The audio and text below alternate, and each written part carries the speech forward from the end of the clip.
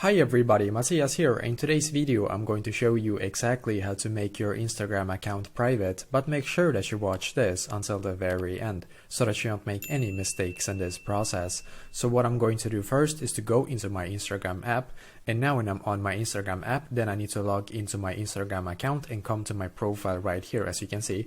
And now when I'm in here, then what we're going to do is to click on the three lines in the top right corner. So click on the three lines.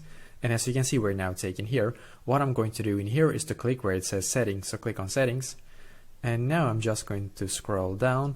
And then we're going to click where it says account. So click on account, because we need to scroll all the way down in here. And what we need to do first is to click where it says switch account type. So click on switch account type. And in here, we actually need to click on switch to personal account to make this work. So I'm going to click to switch to personal account.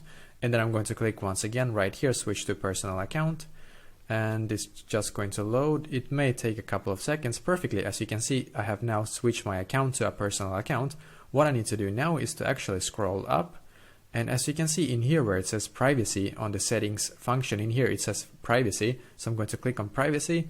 And in here, the first setting in here where it says private account, I'm going to enable this one right here. And then I'm going to click where it says switch to private.